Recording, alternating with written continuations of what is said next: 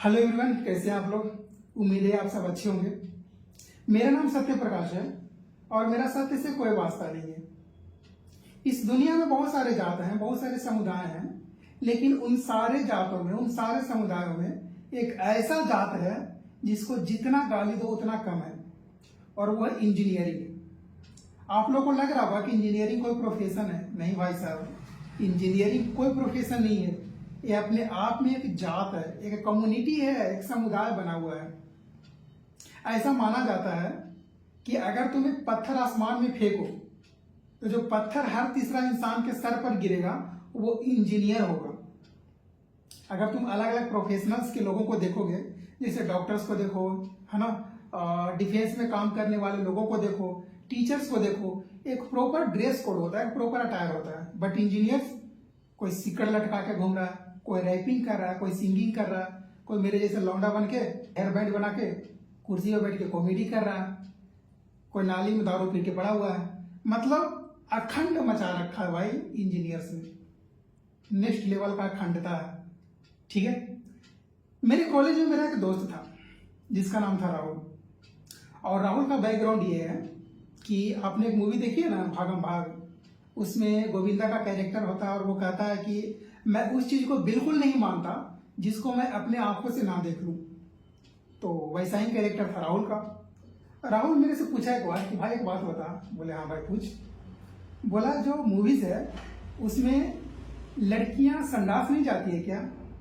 बोला ऐसा क्यों पूछ रहा है। बोला भाई मैंने कभी माधुरी दीक्षित को मूवीज में संडास जाते हुए नहीं देखा। बोला अबे चूतिए, मूवीज का एक थीम होता है, उस थीम के आधार पर उसका टाइमलाइन प्रॉपर चलता है। तुमको मूवीज में ये सब दिखाया जाएगा कि लड़कियां संडास जा रही है, हीरोइन संडास जा रही है, उसका यही उद्देश्य रह गया। बताओ जरा। मतलब इसका जो सोच था नेक्स्ट लेवल का था, है ना। अखंड, अखंडता, अखंडतम उस लेवल पर था, अखंडतम तक। एक दिन क्या हुआ ना कि टेरेस पर, जो हॉस्टल था उसके टेरेस पर राहुल नंगा नाच कर रहा था। मतलब बिना किसी ड्रेस पे, शर्ट ना, पैंट, जंगिया पूरा खोल के मस्त नाच रहा था, है ना। मैं छत पर गया, बोला ये क्या कर रहा तुम। बोला भाई मैं अपने छोटे राहुल को गर्ल्स हॉस्टल का एड्रेस बता रहा हूँ। गर्ल्स हॉस्टल का एड्रेस बताया, मतलब समझा, थोड़ा सा समझाओ मुझे जरा। उसने बताया कि देख अल्टीमेटली तो इसको ही जाना है गर्ल्स हॉस्टल के पास में। तो मैं सोचा इसको जरा सामने का एड्रेस बता दूं कि देख उधर उधर से रास्ता है, वहां पर पहुंचना तुझे। बोले बाप रे, ऐसा नहीं लग रहा कि जॉनी सिंस का कॉपी कर रहा है। हाँ?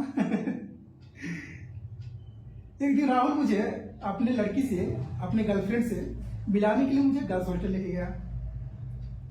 मैं पहली बार गर्ल्स हॉस्टल गया, देखा कि रास्ते में कहीं पर भिंडी पड़ा हुआ है, कहीं गाजर पड़ा हुआ है, कहीं खीरा है, कहीं पर लौकी दिख रहा है ना, एक जगह तो करेला में देखा। मैं बोला राहुल को, यार राहुल अपने हॉस्टल में मेस का तो फैसिलिटी है, व्यवस्था है, लड़कियां खुद खाना बनाती है क्या। बोला नहीं भाई ऐसा नहीं है। फिर उसने जो बोला वो मुझे हैरान कर दिया।